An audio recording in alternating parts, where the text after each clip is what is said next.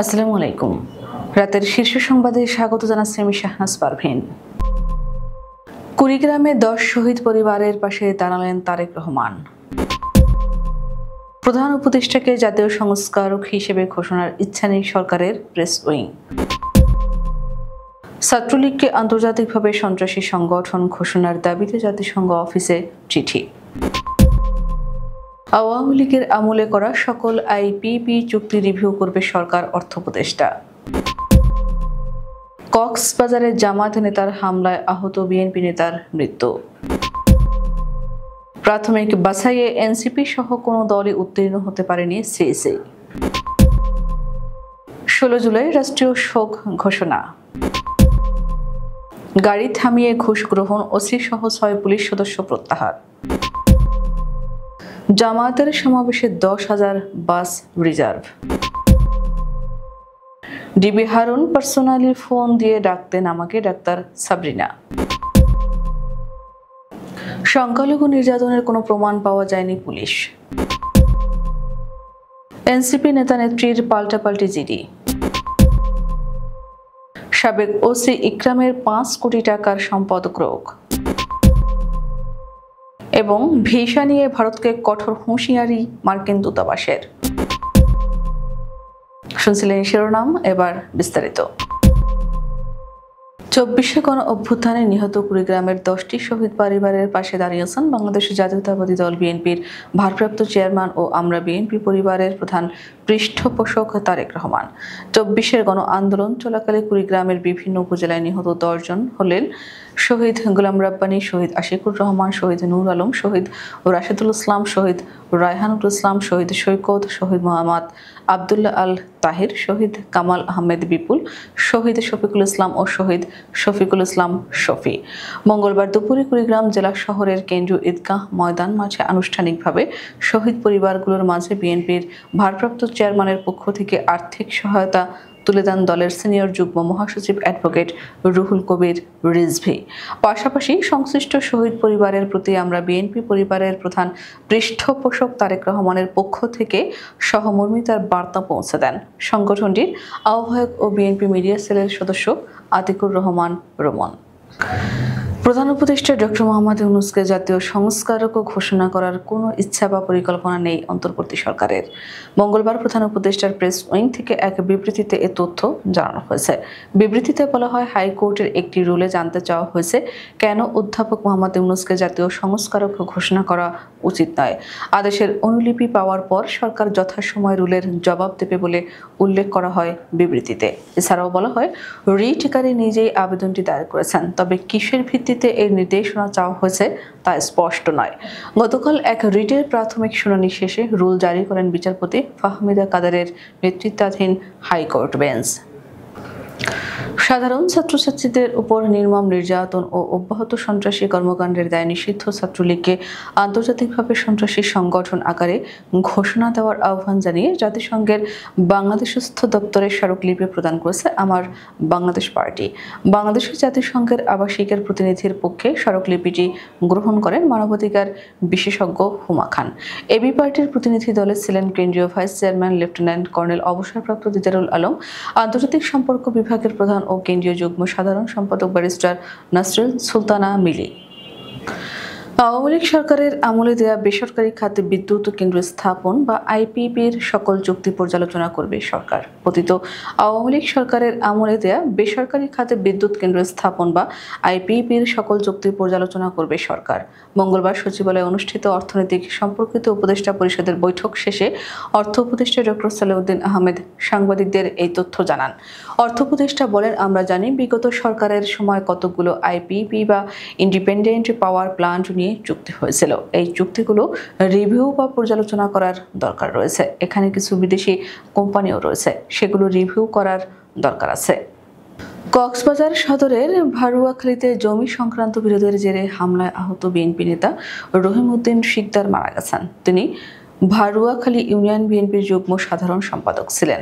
মঙ্গলবার সকাল 6:30টার দিকে চট্টগ্রামের এভার কেয়ার হাসপাতালে চিকিৎসাধীন অবস্থায় তার মৃত্যু হয়। এর আগে গত রোববার রাতে ভারুয়াখালীর ফাতের ঘোনা এলাকায় তার উপর হামলার ঘটনা ঘটে বলে পরিবার জানিয়েছে। রহিমউদ্দিন শিকদারের ভাই ও হারুয়াখালী ইউনিয়ন পরিষদের সাবেক চেয়ারম্যান শফিকুর রহমান বলেন, জমির সীমানা নিয়ে বিরোধ চলছিল বহুদিন ধরে। আমার ভাইদের পরিকল্পিতভাবে মারধর করা হয়। যারা হামলা করেছে তারা সবাই পরিচিত মুখ।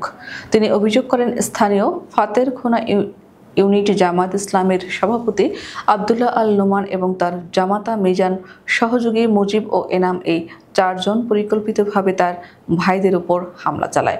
আহত অবস্থায় রহিম উদ্দিন সহ আরও কয়েকজনকে কক্সবাজার সদর হাসপাতালে নেওয়া হয়। সেখানে তার অবস্থা সংকটাপন্ন হওয়ায় উন্নত চিকিৎসার জন্য চট্টগ্রামে স্থানান্তর করা হয়।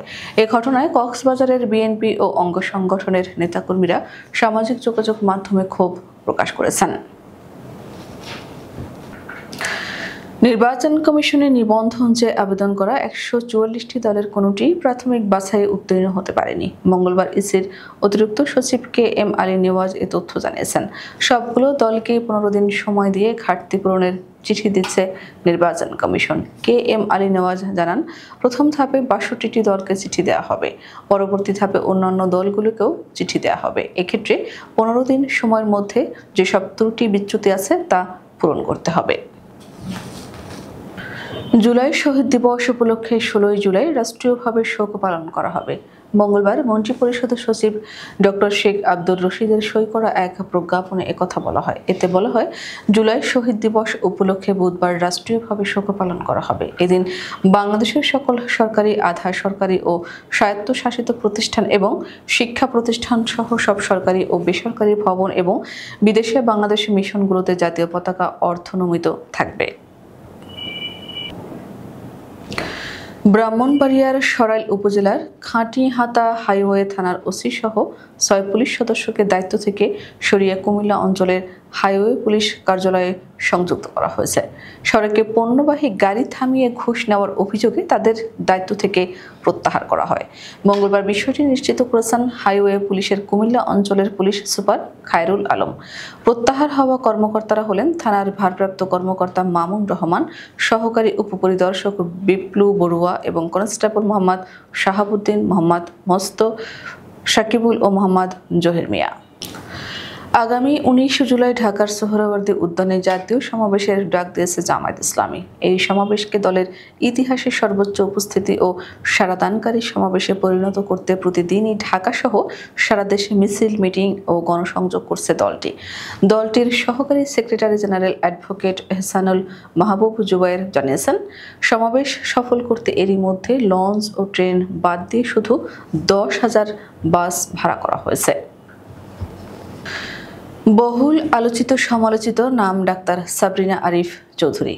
সম্প্রতি তিনি সাবেক ডিবি কর্মকর্তা হারুনুর রশিদের বিরুদ্ধে একাধিক বিস্ফোরক অভিযোগ তুলেছেন। তিনি দাবি করেছেন, হারুন তাকে ব্যক্তিগতভাবে ফোন করে ডাকতেন, কখনোই নিয়ম মেনে আনুষ্ঠানিকভাবে তলব করতেন না।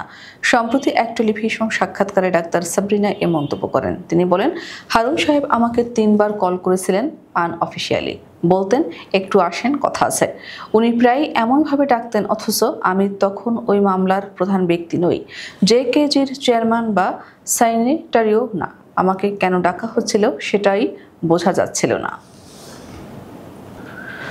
সংখ্যালঘু ঐক্য মোর্চার ব্যানারে হিন্দু, বৌদ্ধ, খ্রিস্টান ঐক্য পরিষদের দাবি করা সংখ্যালঘু নির্যাতনের কোনো প্রমাণ পাওয়া যায়নি বলে জানিয়েছে পুলিশ সদর দপ্তর। বাংলাদেশ হিন্দু, বৌদ্ধ, খ্রিস্টান ঐক্য পরিষদ ও সংখ্যালঘু ঐক্য মোর্চার ব্যানারে আয়োজিত এক সংবাদ সম্মেলনে জানানো হয়, চলতি বছরের জানুয়ারি থেকে জুন পর্যন্ত দেশের বিভিন্ন স্থানে 27 জন নিহত হয়েছেন। এছাড়া গত 11 মাসে মোট 2442টি সাম্প্রদায়িক হামলা ও সহিংসতার ঘটনা ঘটেছে। এমন অভিযোগের পরিপ্রেক্ষিতে পুলিশ জানিয়েছে, ঐক্য পরিষদের সব অভিযোগই ভিত্তিহীন। এতে সাম্প্রদায়িকতার কোনো প্রমাণ মেলেনি। খাগড়াছড়ি সদর থানায় পাল্টাপাল্টি সাধারণ ডায়েরি করেছেন জাতীয় নাগরিক পার্টির এক নেতা ও এক নেত্রী। এতে নিরাপত্তাহীনতায় ভুগছেন বলে উল্লেখ করেন 2 জন। এদিকে পাল্টাপাল্টি জিডির ঘটনায় জেলায় ব্যাপক আলোচনা চলছে।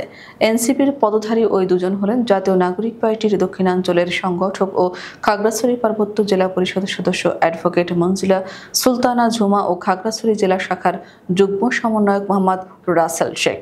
খাগড়াছড়ি সদর থানা পুলিশের ভারপ্রাপ্ত কর্মকর্তা আব্দুল বাতেন মৃধা বিষয়টি নিশ্চিত করেছেন।